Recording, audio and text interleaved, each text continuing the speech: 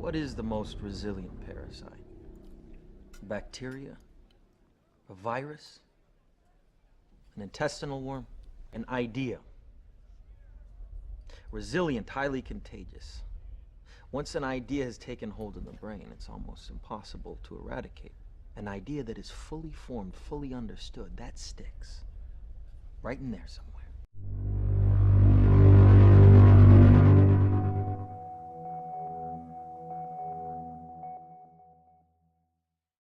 Those cards I made, Google Flat Earth clues.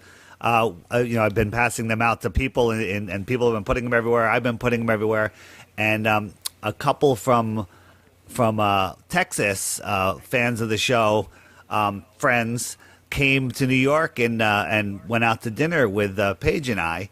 So we're out at my favorite local restaurant, and we're hanging out, and we're talking about different stuff, and we're talking about different ways to wake people up. And I said, I take these cards, and I pulled a card out of my pocket. I said, I always put one in the check. I leave one, in a painting, just in Starbucks, and I put it on the table.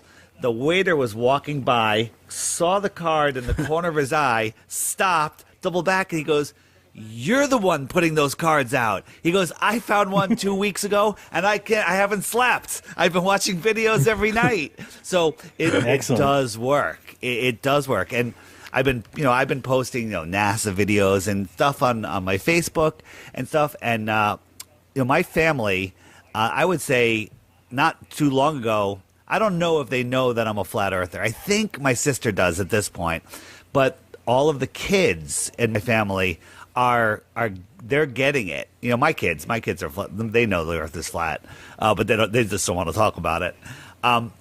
But they're addressing it, and now they're talking to their parents. So like my brother-in-law, he's I texted him today. I said, "Hey, what's the name of that cooler bag you have?" This guy I needed the name of a bag, and he replied back, it's the Yeti, but it only works on a ball Earth. So I know he's thinking about it. He's thinking, and every time he texts me, it's always something, about flat Earth or ball Earth. And so I know he's looking. So soon. I think the cards are a great idea. I mean, that's because if you're talking about going and actually talking to somebody, it's kind of like what Jay said. There's too much to be said in one conversation. You couldn't possibly get across what you want to get across. But those cards, they just make somebody upset enough to go home, and then they can start their own search. And that's all I want from people, is to just look into it. If you want to come to the conclusion after doing the research that we're on a ball, that's on you. And I like Flat Earth Clues. It is the video that we all watch. So many of us woke up to Flat Earth Clues when there was very little content out there.